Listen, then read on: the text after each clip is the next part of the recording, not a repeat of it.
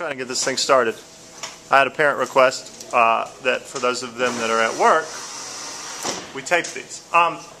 So after Chapel Chat started last year, rather, I guess probably out of necessity, there were some things parents wanted to talk about, and so administrators sort of ensured there was this designated time to do so. But Becky Dalton loved them and thought they were a neat sort of untapped opportunity for us to get together with parents and just chat about stuff. So the broad idea is that we'll talk about curriculum sometimes. You'll get to sort of hear from some upper school and middle school people sometimes with the notion that, well, you're going there at some point, and it might be nice to sort of go ahead and familiarize yourself with faces. Just a variety of stuff. I'll do some of them. Hopefully I'll send out some articles or some TED Talks at some point. We can just chat about sort of what's it like to parent in today's world? What's it like? What are you facing and worried about? Those kind of things. Math is sort of the way we wanted to start out.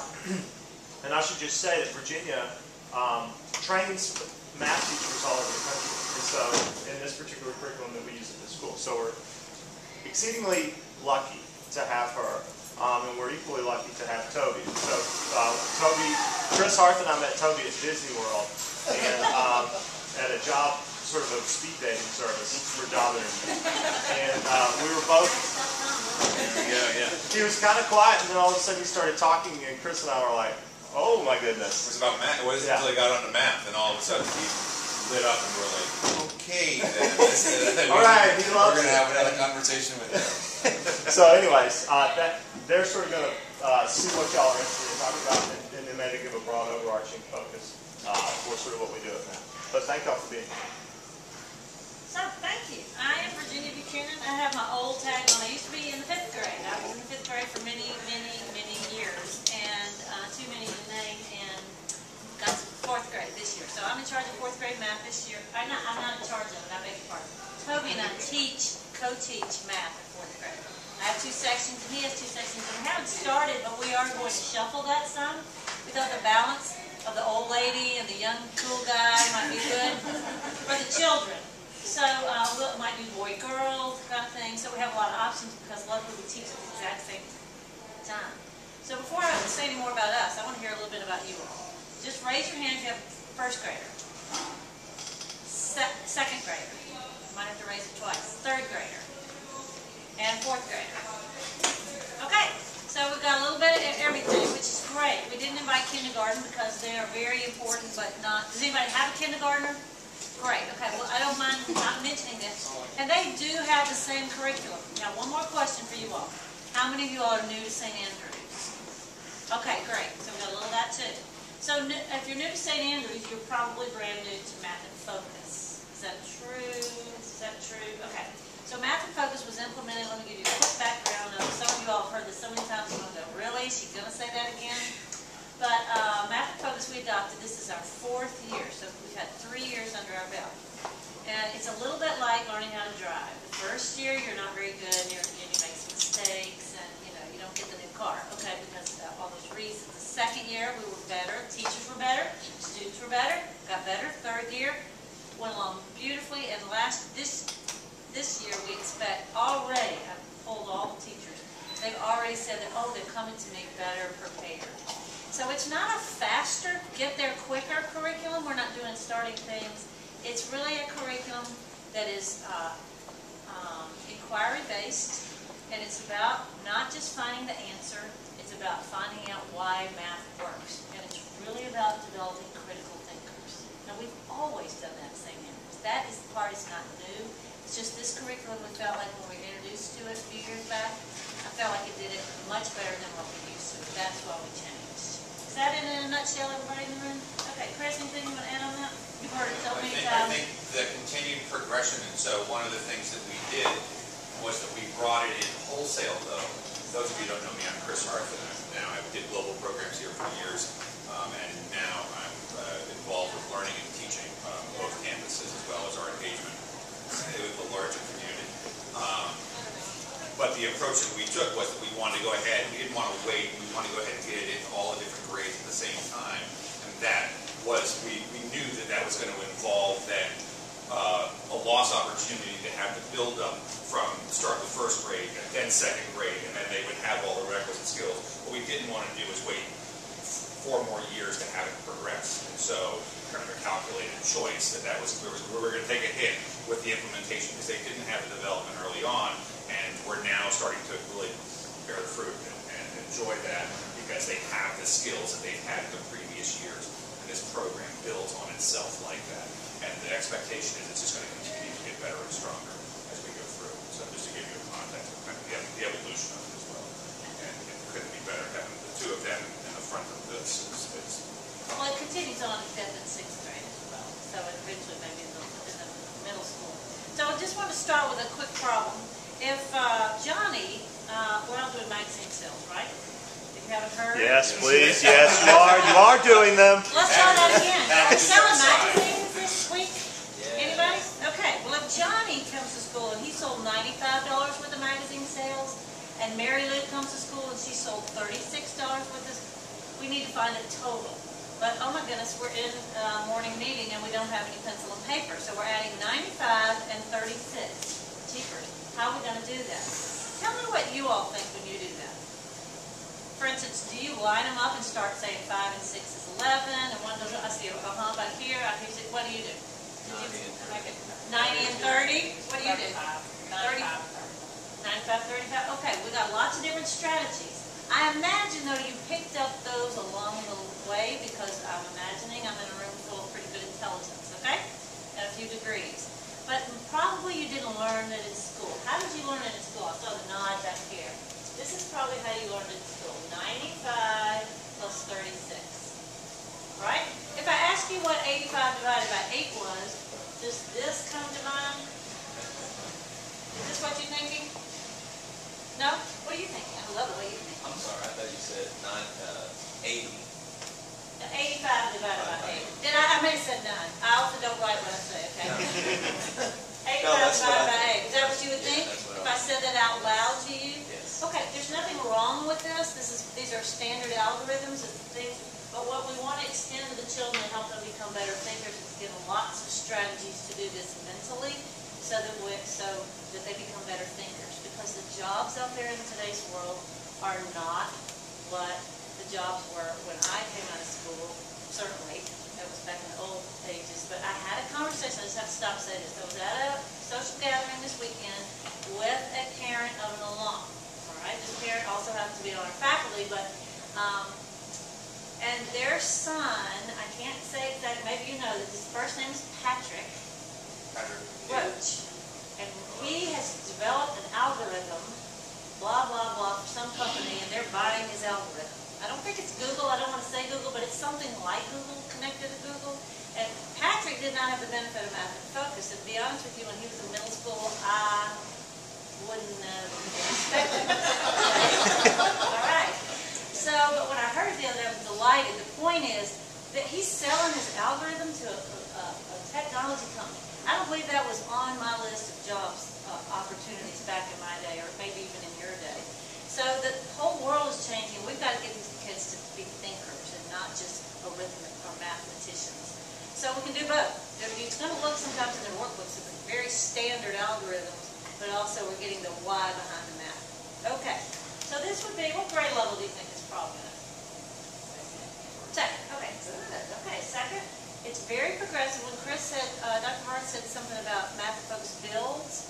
If you were to walk down the halls last week, everybody in this building is working on place value. Now that's the way we start every year. Except it's not that it's the same, but it's built. So first graders are working on 1s and 10s. Second graders are working up to the 100s. So that means all the double-digit numbers like this. Third grade in the thousands, and then fourth grade we went up to 100,000. Yep. And we changed manipulatives in fourth grade to more abstract shit. So they've been using lots of hands-on. That's the other thing about Math and Focus. Everything is introduced with something concrete. And I don't mean concrete like it's chiseled away on a sidewalk. I mean concrete materials in math mean things you can touch. That's not so different in kindergarten and so forth than what they used to teach, but it was very different for second, third, fourth, and fifth. We used to start like this, and we teachers used to come in and go, today, boys and girls, I'm going to teach you how to add, except today, we get to talk about regrouping. It's not the way we teach anymore. The way we teach now is I've got a situation. She sold this many magazines, he sold that many magazines, we have to figure out how we're going to do it with some stuff. Not pencil and paper. Pencil and paper comes out second. So I have this little saying, we build it, they build the map, and then they draw it.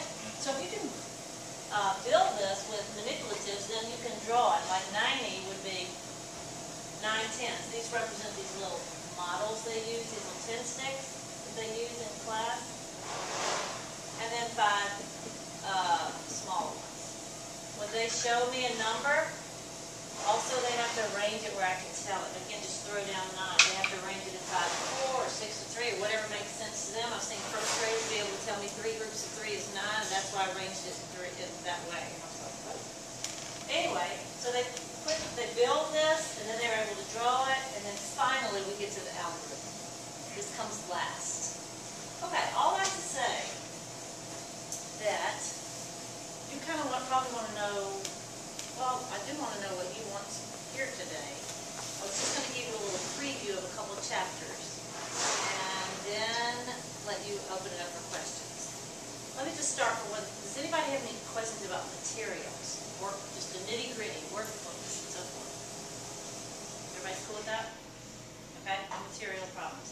Typically, different grades and different teachers do different things, but they typically have a textbook that stays at home, and in their seat sack or whatever, and then they have some, they have a workbook that can be torn out. Some teachers, we're not tearing ours out this year. We're going to try to keep it together on the journal so they can flip, so we can go back, so we can review, and so forth. However, if we send that workbook home, we don't want you to start pushing them through it. Let it go at our pace. I think most of the second and third grade teachers are sending parts of the homework, parts of the book at home, parts of the book, and pieces. In first grade, homework hasn't started yet, or first grade is. It will start in second quarter. Okay, question? Can you reiterate on the point of not pushing the kids through the book in advance of them learning? Is that what I was hearing you say? No, I just don't want you to try to work the next chapter thinking you're helping them out, getting a jump on it, because of the way we introduce it is really important. Okay. So research shows, and it's not recent research, this is research that was done back in the 80s, is really just confirms that children need to play, need to see, and when they see the math, I mean, it's amazing when adults, when we start working with manipulatives, that's what turned me onto it. When they were I was first shown it with manipulatives, and I said, oh my gosh, you can see it. And I hate to not show you, but when the little kids, something like this is 7. This is not 7. That is a 7 symbol for 7, but this is really 7 cubes. And more than that, it's showing your bonds. It's 5 and 2. It's 5 and 2. It's knowing the equivalencies, right? So many kiddos will think that once you write an equals, that's like the end of the number sentence, and it's kind of reminding them that, well, 5 plus 2 is 7, but so is 3 plus 4 equals 7. So is 5 plus 2 equals 3 plus 4. These are all equally true statements, and that's something that the materials will show you. I have 2 equal groups. That's what the equal signs mean, right? It doesn't mean that this is the answer on the right side and this is the problem on the left side.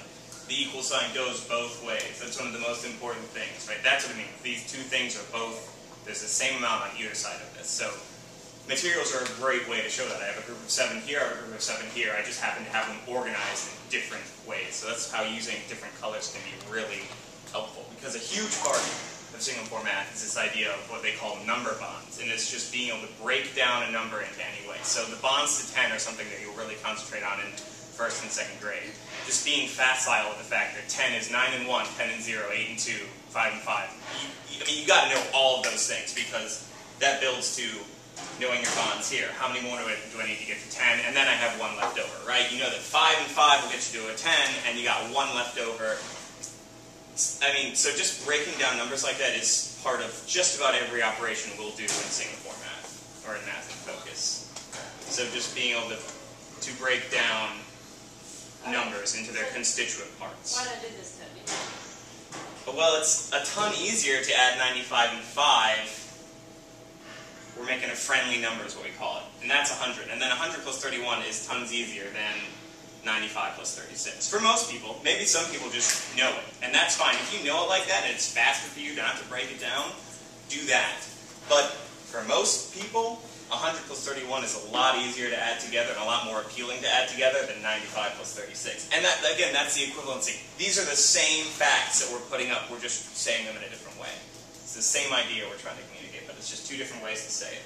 So to be able to do this in second grade, back in first grade, they had simple problems like, or kindergarten really, 6 is, like, just like Toby said, it's 5 and 1. When they know that, then they can make the jump to, oh, well, the 36 is 5 and 31, and so forth. And while this is very pencil and papery, I want you to know that they're doing this really and concretely in their classroom before they did. This is the last part. We build it, then we draw a picture of what we built, and then we get to the algorithm. And then if you can do all of that, then you have it. So when you close, this is what we end typically a chapter or a concept, is can you close your eyes? Do you see it? We've been working on rounding in 4th grade. And instead of all those rules about rounding, you know, those rules I call very conditional love rounding. It's like, you can round up if this, and this happens. So many rules I can't even hold in my head anymore. So but now we teach it with a number line. Here's a number, okay? And we actually do a human number line. We were doing that yesterday. We're rounding a number. For instance, we're rounding 533 to the nearest 100. Okay, Toby, that number is between 500. He's 500. I'm 600. Right smack in the middle is 550. We talked about how you get that. And then the next person comes up and he's 533. And he walks and the kids go, nope, stop. That's where he goes. And he's having, so this is 550 and I'm 550. And 533 is about right here. And we go, oh yeah, I'm really close to 500. And that's blah, making blah, blah. the language make sense, right? Round it to the nearest or the closest. When you're just thinking of numbers in the abstract, near and close doesn't really make sense. When you're seeing it on the number line, pictorially, you're like, you can physically draw a line and say, hey, one of these lines is much longer and one of these lines is much shorter. So this is the closer one. I'm closer to this 100, I'm closer to this 10, I'm closer to this whatever. And so what I've been saying to my kids is like, when I ask you to round something, I want you to be able to, close your eyes, make a number line, and see. Because everyone could tell me if it's 4 or less, it's 5 or more. Everyone knows that, and I was asking, well, why? Can we show why that works? Can we show how that works? Because then,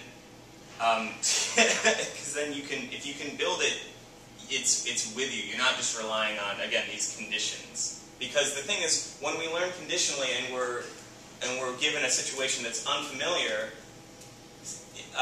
we can't check to see our mistakes. We can't make sure we're doing the right thing. We're just kind of blindly trusting that this condition works in every context, which sometimes it doesn't, and then you're lost. You don't know how to fix your problems. So we're giving them the tools to build their own meaning. We're not just giving them the meaning. Go ahead. I have a couple questions, and I don't want to get you off task. First of all, I appreciate the fact that y'all are making this fun, because math was not fun when I was in school for me. And this sounds funny. My daughter's in 3rd grade, and up until this point, I was kind of oblivious, and still am, and we did flashcards, and the few times that she's asked me if she's been stumped, I've been like, well, you take the 1 and you carry it over, because I didn't realize, and I don't want to confuse her. So what's the best way if she asks for any assistance from me, which I'm trying to really respect the fact in 3rd grade they want us to sit back, but if she does need any help, how do I address that? Because I don't, I didn't grow up with all this. Yeah. I think it's great, but I don't want to confuse her. I've got 4 good questions that I told 4th grade parents at back to school night that I like to rely on the parents. And I'll be glad to put this on haiku somewhere if you can't remember, but it's not that difficult really. But when your children seeks help at night, you ask them, how did you do it in class? And they're probably going to go, if they didn't really get it, because maybe they tuned out. But that's a good one. How did you do it in class? Rather than let me rescue you, keep asking them questions. What tools did you use? What did she show you? What did you do? What was on the table? That kind of thing. Can you draw me a picture? This is the kind of thing. Can you draw any of those? Since you don't have them, and you might not have the same manipulatives that we used that day in class. More than likely you wouldn't. And then could you explain what that problem means? That's always a good one, just to start. What does that problem mean? What are we trying to do? Oh, we're trying to get the total, blah, blah, blah. And even if they can't answer any of those, then if they can't answer any of those, then I would say, let's put a question mark and send it back. Okay? And don't try to fix them at home. What homework will look like this year, I hope, for most every grade, most every assignment, is practice. So that for some students it may feel too easy, especially at first. It's felt kind of easy so far. We're still trying to get to know the students and their capabilities and their abilities, so we can later on homework can be more prescriptive. If your child needs remediation, or if your child needs a challenge, and get them comfortable with all that concept and so forth. But we're not quite there. We just finished place value. Everybody's about to burst into addition, and with and without regrouping at all the different levels. Fourth grade's about to hit factors and multiples and so forth. But if you can just get them to talk to you about, that's what we want them to do. Explain why. And I'm about to call y'all boys and girls. And ladies and gentlemen, sorry. Ladies and gentlemen, when we stop and have the patience to stop and let them explain in class, it is amazing, isn't it? It's amazing, and sometimes you have to really be patient and listen and listen and listen. You just want to about interrupt and rescue, and then they come out with the most intelligent reason. They've got it. It's just very hard for them to express it. And that's where you parents can help us from kindergarten on up with intentional vocabulary language. And I don't mean a list of vocabulary words like you've got for history and science and so forth. I mean conscientiously ask them, is there another way of saying that? It's like Toby says, instead of equals, sometimes in first grade they say, is the same as. Is the same as. I just love that phrase. It really helps them with fractions later on. 3/4 is the same as 6/8. It's equal to, but that's a little abstract for some brains. When I got that phrase, my life changed, and I was like 50 years old. So just those little things. Fewer is another word we try to get. Fewer. How many fewer? There will be word problems. There are word problems in second grade that have the word fewer in them. You would think it would be a subtraction problem, right? If you looked for clue words, is what I'm trying to say. But actually it was an addition problem.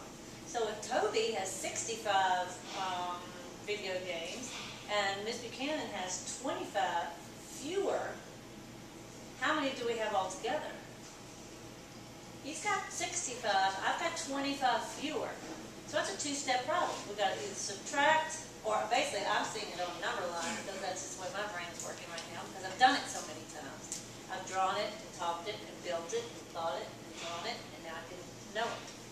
So anyway, so you can help us with the language. So when you see that list of vocabulary, we don't want definitions. We don't want definitions in math. We want them to be able to use those words. So I was on the way to school. I've just turned into such a math geek with this because it's so much. It's changed my thinking. I'm always looking at license plates in traffic. And I'm always analyzing. Okay, I saw 2 groups of 3. I saw 3 letters and 3 numbers. I was putting the numbers together. I was trying to put an addition and subtraction sign between the numbers to make them equal something. Give me 3 numbers. Cards are a great way. Put a deck of cards in your console. I know you sit in the car and wait on them sometimes.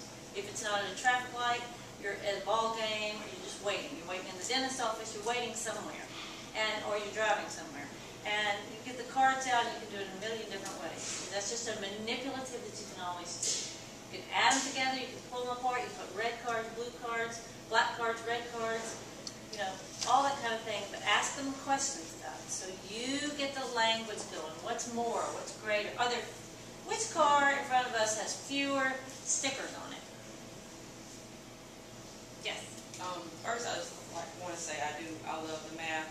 I have a first and a third grader, and I love math folks. The only thing that I wish I could see more of is making the connection between the number bonds and the bar models when they do go to bar models, and because it's basically the same thing. I do work with my child at home, and I make the connection for him, but I noticed that wasn't made in the book, and also if they use bar models throughout every word problem they get, then that way they won't forget, and then, you know, 2 lessons down the road, or 2 chapters down the road, you got to bring back the bar model. So if they were to use bar models from the moment they learn them on every...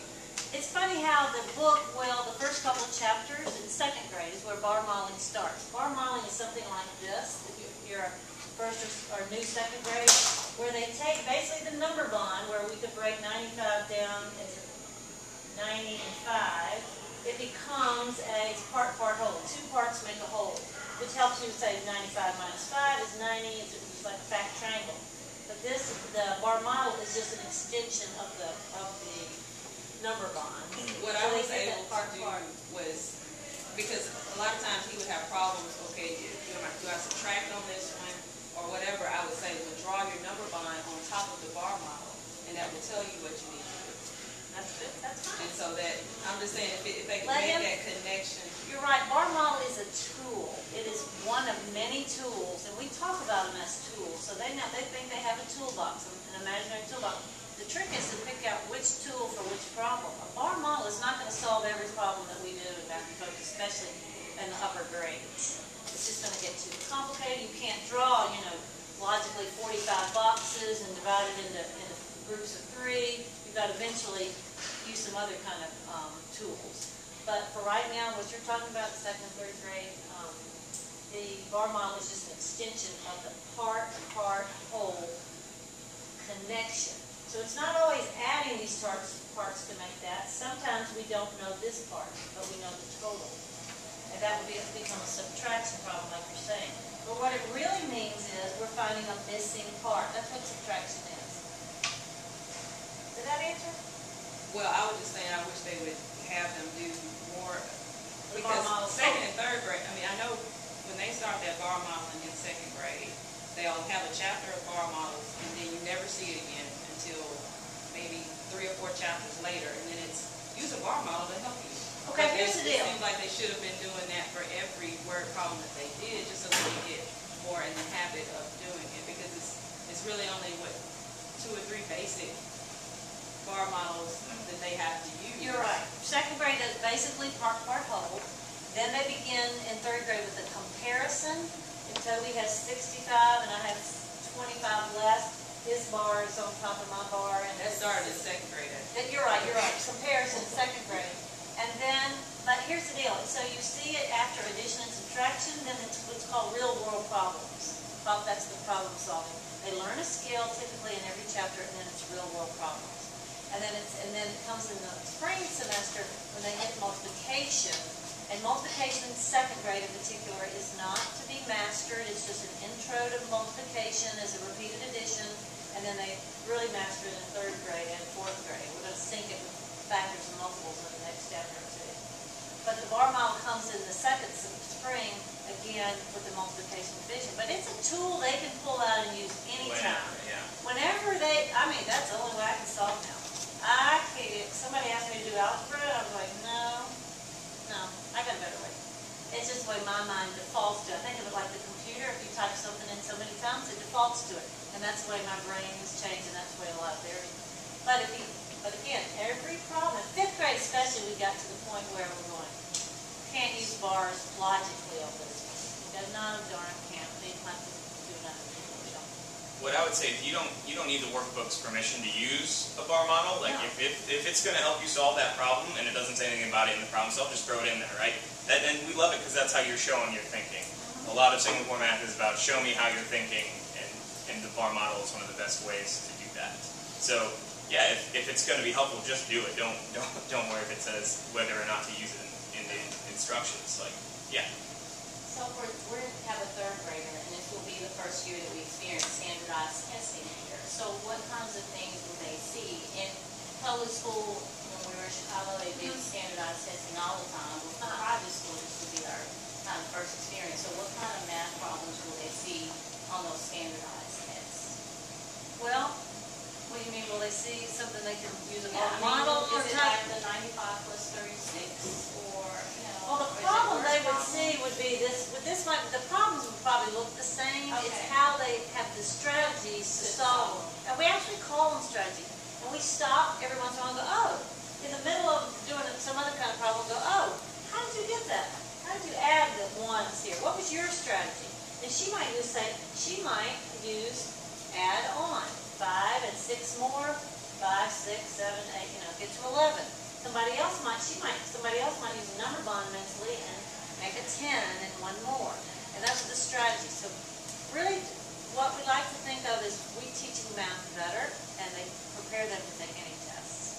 But we do know that what's coming around the corner in the standardized test, when you zoom out in the big picture, in the higher level, the high school standardized tests are all changing, where the children not only have to mark A, B, C, or D, but they also have to explain why. Not for everyone, but they'll have to drop down. And then when you hear Common Core tests, I know we've all heard about it, okay? We don't take those tests. I don't know if we ever will, but out in the real world, Common Core tests are now, even third graders have to drop down and explain why, either type or show some work why they picked C. And we're using that in our fourth grade. Well, actually all the teachers, hopefully. On the test, the children, and I do this because the children, we have thinking bubbles. Show me, we want to see, mark A, B, C, or D. All the tests have some 4 or 5 multiple choice on the first page. But we want to see some evidence of why. They just can't get away with popping down to C without showing us some reason why. Because there's partial credit. We want to give them partial credit. We want to see the insight. Why did they make that mistake? Not just, oh, they made a mistake.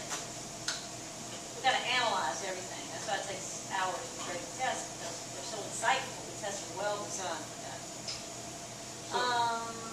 So yes. At the end of their 4 years here, where will they be compared to where they would have been using the old method of teaching? Because they obviously had something that was working before. They will do the same. The math is the same.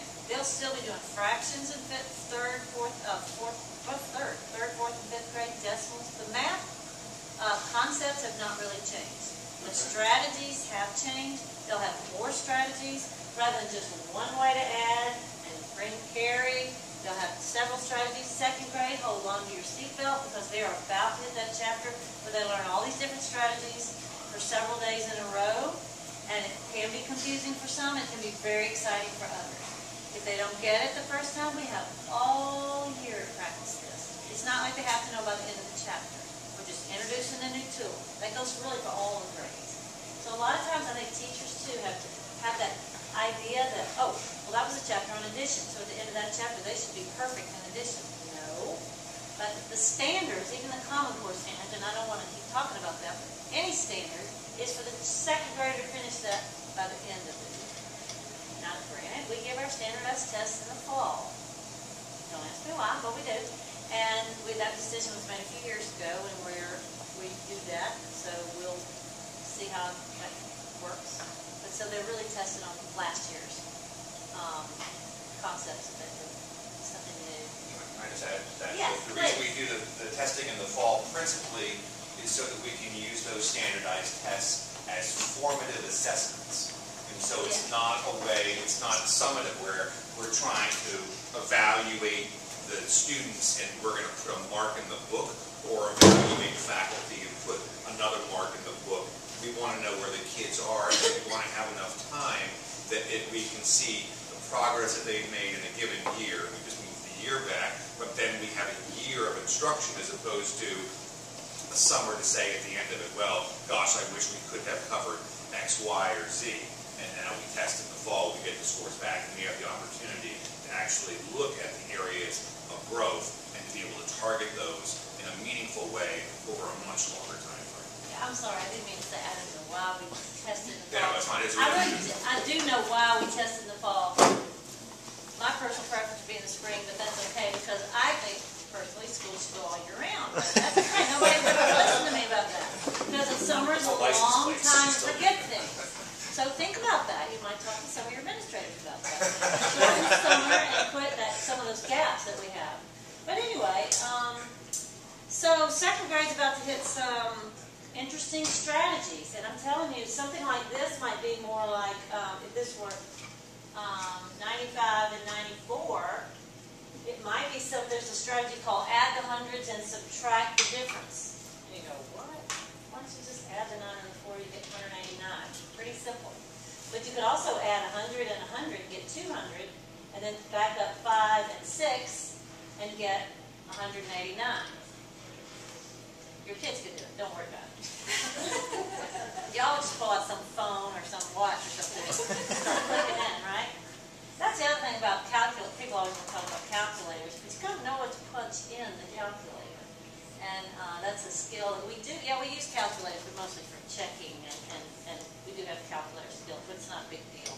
We want them to know it up here. We want them to be adding. I'm talking about the new calculators that we're using. Yeah. Sure. You want to go? Well, actually, one's supposed to be coming up here. Have you not? You don't have. We don't have them yet, but we know they're coming. It's so it's a calculator, and it won't show you the answer until you input a reasonable guess, and teachers can tweak within how close to your answer do you have to be. So the calculator doesn't become what Ben Spree, who's I believe the math chair, calls a black box, where you just don't think anymore. You just type it in. So with that, you have to say, my estimate is, if I look at those two, 90, 90 to 180-ish, maybe some change. So, yeah. So about 200, you can type in about 200, and then it would finally spit out the correct answer. But yeah, so it's kind of forcing you to actually think about the operations you're doing instead of just saying, oh, don't know what to do here. I'll put it in the machine and turn off my brain. Math and science classes on the North Campus, I think most of them now have those. And if you can turn that feature off, and if you do, it flashes a little red light so that you can tell who's turned the feature off, and you can't even, it's all sensory. But the whole idea is to get kids thinking and not just acting. I mean, like you were putting information in and something comes out and it equals or doesn't, or the case may be, and it's the critical thinking skills. In the event that I don't have my phone or my phone is dead, or the rest of it that I can make a actually reasonable guess. Yeah. Because and the thing is, there's so many times that we do that and we don't even think about it. And that's what makes everything at this age so tricky, is that none of the kids have that yet. So because you are going to use this tens of times a day and you won't even realize. But you're doing so many mental calculations that because we've gotten so good at them, we don't realize they're happening. At this age, that's still every single one's still a struggle. Every single one's still a fight. So the more tools that we give them, the better, I think. And just having a lot of different ways to go about it. So yeah. So for instance, if you tell your child, okay, look at the clock and it says it's 10 after 2. All right, everybody got that in their head? It's 10 after 2. What was 15 minutes ago? Well, that's kind of tricky. If you can't really subtract 15 from 10, unless you get a negative number and all that. So what most of us to go back 10 and 5 more, because we know 15 is 10 and 5 more. So what if I said, well, what was 18 minutes ago? You could say, oh, we back up 10 and then 8, and you could do it that way. That's the kind of thing. So those are the kind of questions. And when you ask your children questions at home, that's why, if you want to help your children, ask them questions about math. And I don't mean like, what's the answer? But how you got there. Then, after they tell you it's 5 till 2, 15 minutes after, or before, then you say, well, how did you get that? And that's where you're going to be, whoa, not every single time. Some of them have some crazy thing that doesn't really work for them. But a lot of times you'll be amazed. So I had to tell my own sister, who's a teacher, she has a first grader last year, and I said, she said something about, he's quite bright, of course, naturally, everybody's children is, but I had to remind her to put a bowl of change on the counter. So while they're sitting at the counter, cooking dinner and so forth, preparing, and he's sitting up there, show me 75 cents. Could you do it in a different way? Could you show me with quarters? Could you show me with 3 dimes? Is that possible? Blah, blah, blah. If that's too hard, back it down a little bit. If it's not, crank it up a little bit. So you be the determinant of what the next question is. That's what we do all day long. I don't have a list of questions I run through, because every question tells me what the next question is going to be. So we have to kind of have them on the tip of our tongues and so forth. Mr. Alford. It's time. And I think Virginia and Toby would talk about math all day long, but they have to go return to teaching it to Munchkins. But certainly I want to thank them. Really great questions from you all. I think the goal of these sort of things is to partner more with parents to see sort of where your gaps are, what your questions are, so that we can be better allies with you when kids come home. I think the thing I love about this math is it starts with questions, and it demands from students personal understanding in a way that we all lived with math that was totally abstract all the time, and it never and I think that's one of the reasons it was so frustrating for a lot of people. This is much more concrete, and I think we're lucky to have these too, and thank you parents for coming. Remember, we are not doing this just for fun. If they're enjoying it, that's great. But we don't do these things to have fun in math. I want to make that clear. We do these things to create thinkers. Could y'all put what you said about the change on the table, just suggestions together. And also, we're trying to come up with. That'd be great. There's going to be a lot more on haiku. Honestly, I know this sounds so lame, but our internet, we've had some issues in the last couple of weeks, so every teacher feels behind, but we're just about to take off, and we want to put apps on there that you can use to help you. But actually, if you just Google second grade edition, there are things. You don't have to wait on us necessarily. There are so many out there. The real challenge is quality control. A friend of ours said he control. had 800 apps to teach math on that he knew of. I was like, okay. I guess I want to make sure I have the right ones. Should I search Singapore math, or should I search math focus? We'll give you some guidance on your haiku pages, and also look at your home to school letter that's going to be posted on haiku. I don't think second grade's got it up today. First grade's got theirs going. Fourth grade's got ours going. I can't remember about third grade. Check haiku every night on every single grade. But are y'all checking haiku? I would be interested in that. Oh, good. Excellent.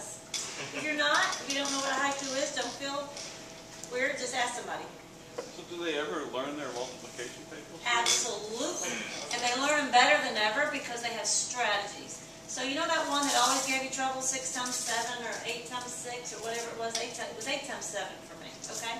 So if I know 8 times 8 is 64, that one's easy for some reason for me. And then I know, one less group of 8 would be 56. Blah, blah, blah. I have lots of strategies. So they build on the easy ones. Second grade starts with the 2s and the 5s. But it comes from memory, though, right? Absolutely, but only after they have a group of 4 and another group of 4. Oh, that's 2 groups of 4. And not just 2 times 4 equals. But that's 1 group of 4, that's 2 groups of 4, that's 3 groups of 4. Is there another way you could show me? Oh, yeah. It's really 4 groups of 3. And by that I mean, they learn that this is a group. And it's always the rows or the groups, and then how many do we have? 1, 2, 3, that's 12. And then I love it when they learn or they discover. We don't teach them, they figure it out. 4 groups of 4. What's unique about that? Oh yeah, oh yeah, oh yeah. Oh, if I can't remember 4 times 4, I can remember 2 times 4 and another group of 2 times 4. That's the other one, is break it down. Okay, Sam's got it right. We got a job to do. You all need to get to work so you can send your kids to St. Andrews. So go to work.